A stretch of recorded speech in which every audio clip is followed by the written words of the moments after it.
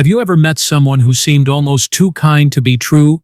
This is the kind of person who always helps others, who speaks softly, who appears to be a bottomless well of patience and understanding. They are the first to volunteer, the one who remembers everyone's birthday, the person who seems to exist on a higher moral plane, but somehow, after every interaction, you are the one who walks away feeling emotionally drained, inexplicably confused, and riddled with a profound, lingering sense of doubting yourself. You start to question your own perceptions, wondering if you are selfish, or ungrateful, or just too sensitive, because this person is so clearly a bastion of goodness, and yet you feel bad.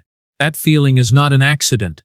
That is not kindness. That is a highly sophisticated, meticulously crafted performance of control, one that is deliberately wrapped in the unassailable disguise of compassion. Today, we are going to be uncovering one of the darkest and least discussed secrets within the spectrum of narcissism. We are exploring exactly why the angel-type narcissist, the one who builds their entire identity and arsenal of control behind a mask of empathy, boundless generosity, and unimpeachable goodness, is often far more psychologically dangerous and devastating than the loud, arrogant, or obvious narcissist that we are all conditioned to look for. The reason for this is as simple as it is terrifying, and it comes down to their choice of weapon. While the arrogant, grandiose narcissist openly destroys your self-esteem and your boundaries with the blunt force trauma of their ego, their insults, and their entitlement, the angel narcissist operates in a completely different and far more insidious manner. The angel narcissist destroys you slowly and systematically, with guilt. They are the poison in the well, not the storm that flattens the house. Their damage is internal, systemic, and often invisible to everyone else, including, for a time, the victim. This is an exploration of the unseen, so stay with me until the very end, because once your eyes are open to their specific brand of covert manipulation, once you learn to see the mechanisms of their performance, you will never again be fooled by their beautiful, dangerous mask of goodness. You will finally have the tools to reclaim your own reality. When we explore the landscape of personality, particularly through the lens of psychology, it's crucial to understand that narcissism doesn't always wear the same mask.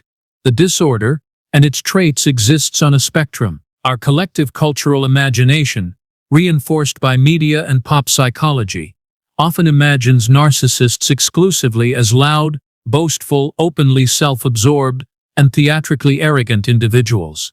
This is the classic, grandiose type. They are the person in the meeting who dominates the conversation, the friend who can only talk about their own achievements, the partner who demands constant admiration and reacts with explosive rage when they feel slighted. Their entitlement is a billboard, and their need for attention is a foghorn. They are, in their own way, easy to identify.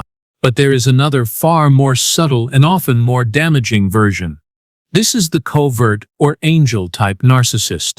While the grandiose narcissist's theme song is "I am the best," the covert narcissist's theme is "I am the most good." They may appear on the surface to be the polar opposite of the grandiose type. They present as humble, deeply sensitive, and endlessly self-sacrificing. They are the martyr, the perpetual giver, the one who wouldn't want to be a bother. But we must understand that their underlying motivations, the core engine of their personality, are identical to their grandiose counterparts. They still possess that same deep, aching need for control, admiration, and validation, but their methods for achieving it are just as manipulative, and in many cases even more so, because they are designed to be invisible.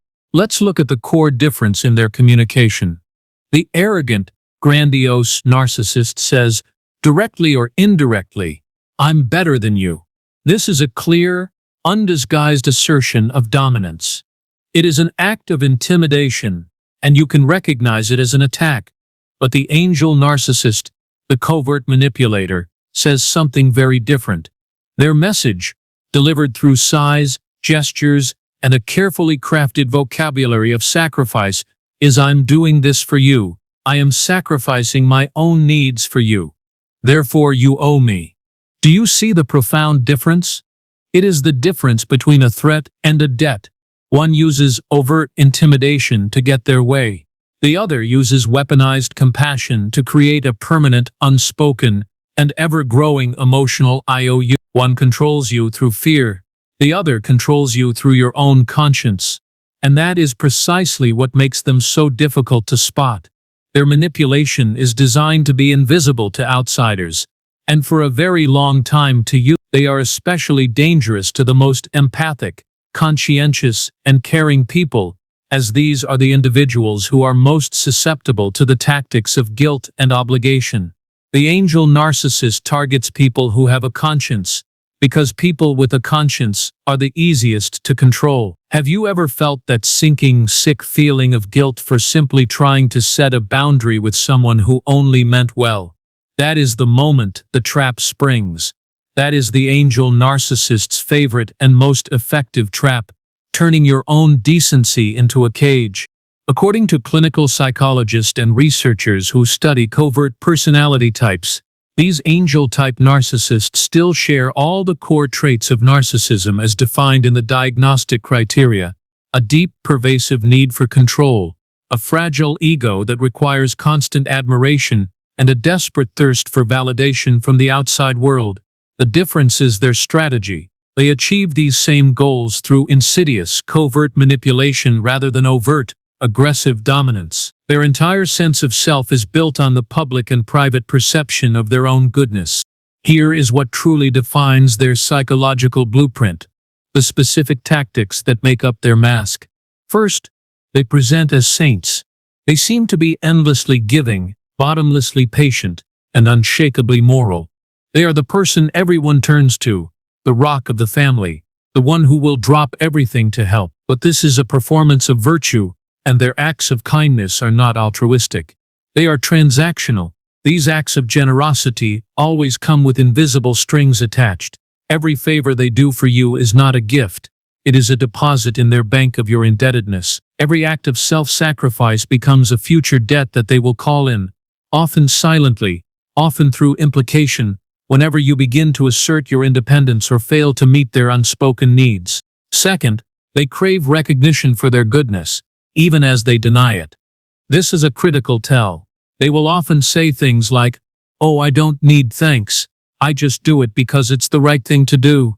But you must watch their actions, not their words. They absolutely need your gratitude, your admiration, and your public acknowledgement, because they need it to feel superior. Their entire self-worth is a fragile house of cards that depends entirely on being seen by everyone as the good one, the selfless one, the moral anchor. If their good deeds go unnoticed, or if someone else is praised for their generosity, the angel narcissist will seethe with a cold, passive-aggressive resentment. They will find subtle ways to punish you for your lack of appropriate gratitude, often by withdrawing their kindness and making you feel its absence.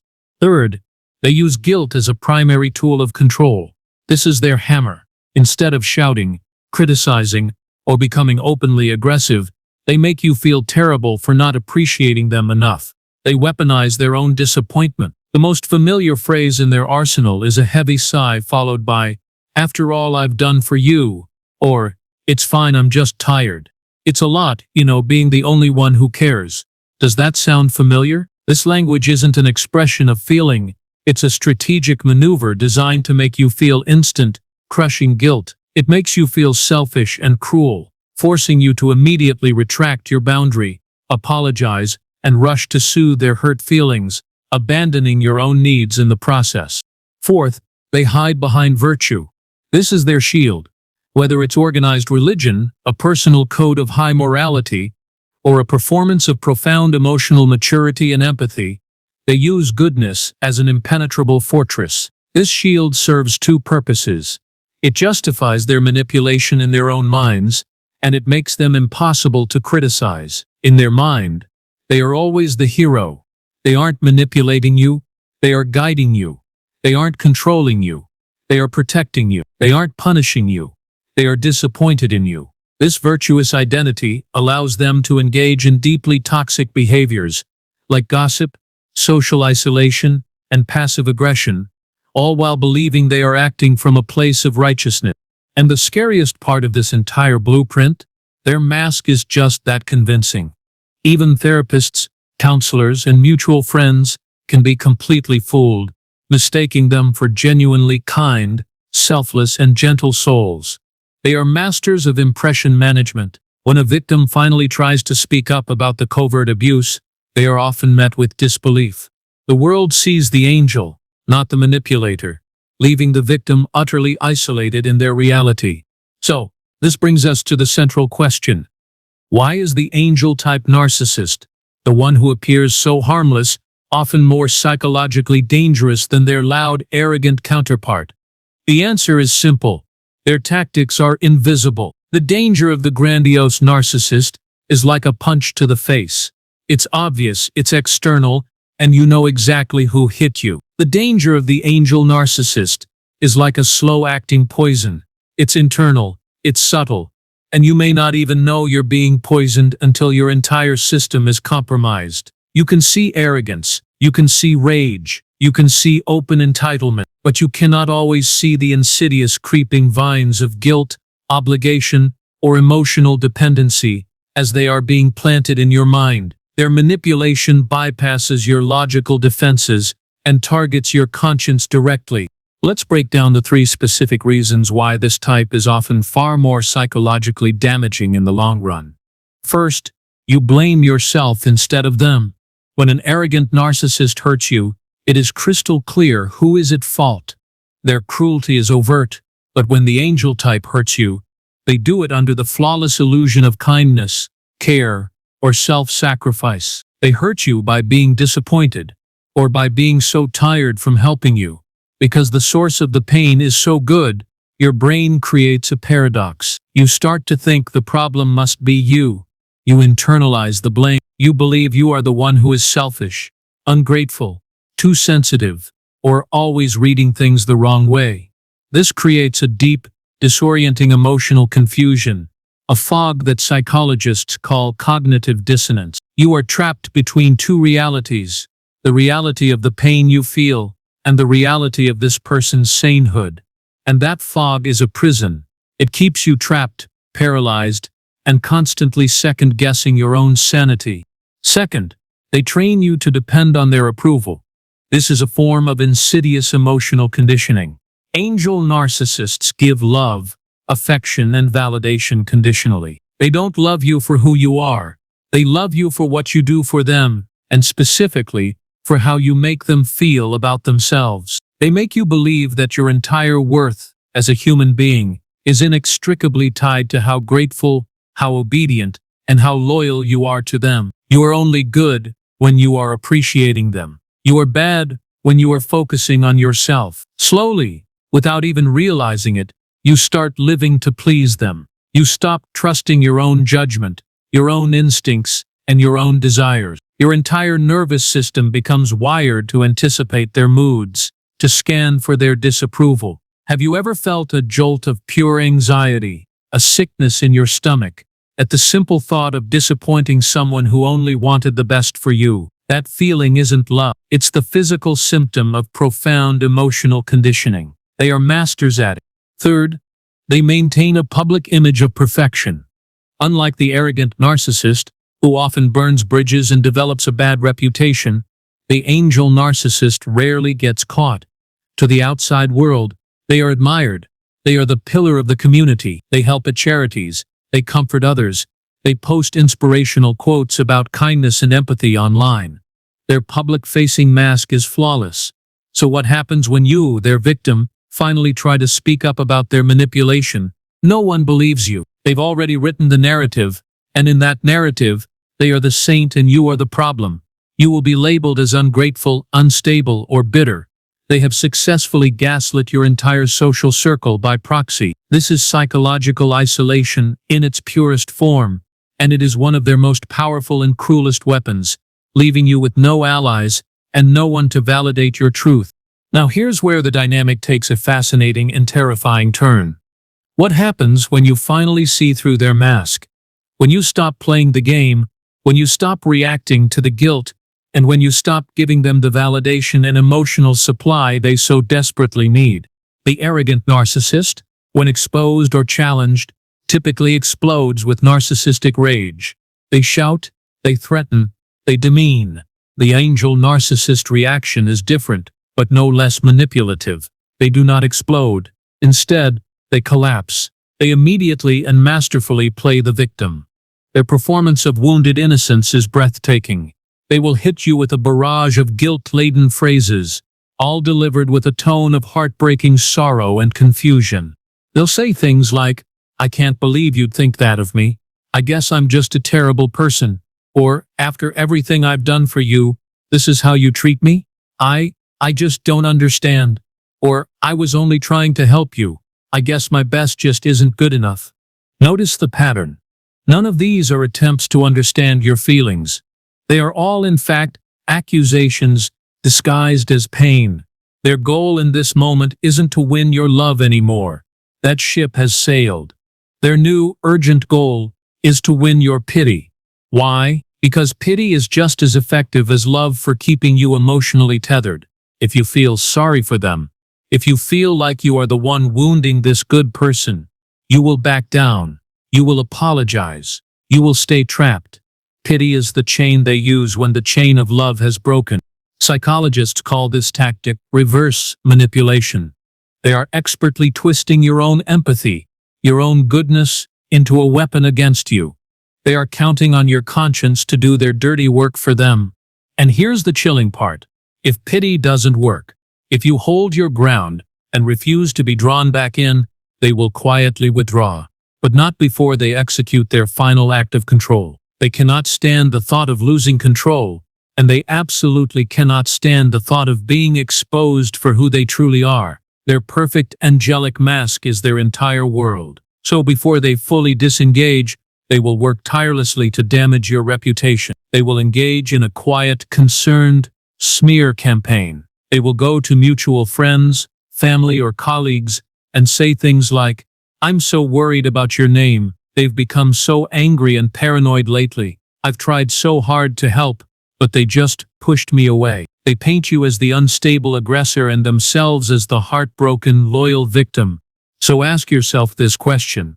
Have you ever been painted as the cold, selfish, or ungrateful one? Immediately after you finally set a firm, necessary boundary with a person everyone else thinks is a saint, that was not a coincidence. That was their final act of control, poisoning the well to ensure that even in their absence, you are isolated and punished for your freedom. Once you recognize the pattern of the angel-type narcissist, you truly can't unsee them. The illusion is shattered permanently. But this awareness, as profound as it is only the first step. Recognition is the key, but action is the door to freedom. You must now learn how to protect yourself, and this requires retraining your own conditioned responses. Here is what psychologists and trauma specialists recommend to protect yourself and reclaim your reality. First, and most importantly, stop justifying their behavior. The moment you start explaining away their manipulation, "Well, they had a hard childhood. They're just tired. I know they don't mean it that way," you are back under their control. You must adopt a new mantra. Intent matters, but impact is the truth. If their kindness always comes with the stomach-twisting feeling of guilt and obligation, it is not kindness. It is a transaction. It is control. Stop making excuses for the person who is poisoning you. Judge the action, not the excuse. Second, you must set firm emotional boundaries, and you must set them for yourself, not for them. A boundary isn't about telling them to change. It's about deciding what you will no longer tolerate. This means you don't owe anyone unlimited access to your energy, your time, or your emotions, no matter how good or nice they seem. This means learning to say no without a long justification. "I can't do that. I'm not available. That doesn't work for me." You will not argue, justify, defend, or explain. This will feel incredibly difficult and mean at first, because they have conditioned you to feel that your boundaries are an act of aggression. They are not. They are an act of survival. Third, do not argue. Observe. This is a powerful shift. Narcissists, both covert and overt, feed off emotional reactions. Your guilt, your tears, your anger, your attempts to defend yourself, that is their supply, that is their food. You must stop feeding them. When they deploy their guilt trips, stay calm. Mentally step back and observe the pattern as if you were a scientist. When they sigh and say, "After all I've done," just think to yourself, "Ah, there it is." Tactic number 1. The guilt trip. Don't engage. Don't try to make them understand your point of view. They already know what they're doing, and they do not want to understand you. They want to win. Your non-reaction is your greatest power. It starves them. 4th, seek external validation. This is the antidote to their psychological isolation. You must find people who will believe you and validate your reality. This often means talking to trusted friends who are outside the narcissist's social circle, or finding a therapist who is specifically trained in covert narcissism and emotional abuse. You need to hear the words, "You are not crazy," and "that is not normal," as many times as it takes to drown out the voice of guilt they installed in your head. And most importantly, you must relearn and internalize this fundamental truth. Real kindness doesn't keep score.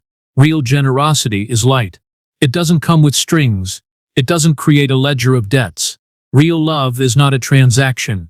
The moment you start to see the difference, the angel narcissist power over you begins to dissolve.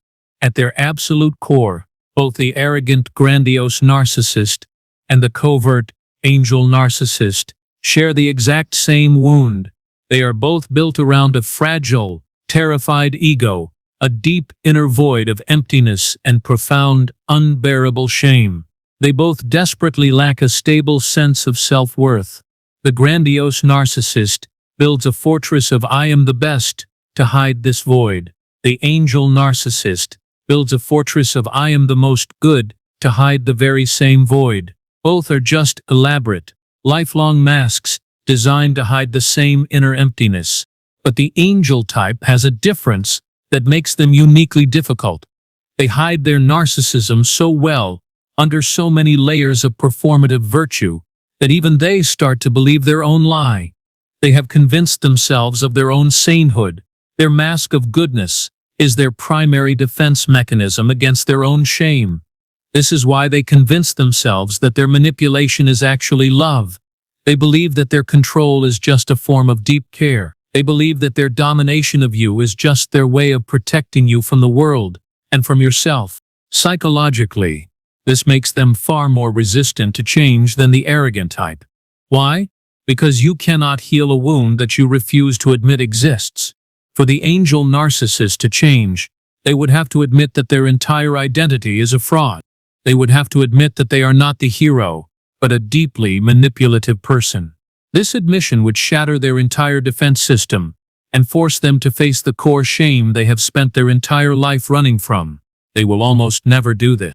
So while the arrogant narcissist burns bridges openly, with fire and rage, leaving obvious destruction in their wake, the angel narcissist poisons relationships silently from within. They are the slow contamination of the water supply. They leave behind a trail of confusion, self-doubt, and profound emotional poison. And that is why recognizing them, and recognizing them early, is everything. It is not just an act of self-awareness, it is an act of self-preservation. So, the next time someone's proclaimed kindness feels heavy, when every favor they do for you feels less like a gift and more like a chain, when every compliment they give feels conditional, and every act of service is followed by an unspoken bill, pause. Do not dismiss your own feelings. Look closer. Trust that feeling in your gut that is telling you something is wrong. That feeling is your alarm system. Because not every angel wears wings, and more importantly, not every monster shows their teeth. Some of the most profound damage is done by those who wield a mask of light. If this video helped you understand the hidden side of narcissism, if it shed light on a confusing and painful relationship in your life, don't forget to like, share, and subscribe. This isn't just about growing a channel. It's about spreading awareness, because somewhere out there, right now, someone else is trapped in that same fog of guilt, doubting their own sanity, and they need to hear this truth before it's too late. They need to know they are not alone and they are not crazy. And please remember this final crucial truth. Developing this awareness isn't bitterness. It is not cynicism. It is freedom. You are not learning to be less trusting. You are learning to be wiser in where you place your trust. And the moment you stop mistaking manipulation for love, the moment you can tell the difference between kindness that liberates and kindness that indebts you, that is the moment you take your power back.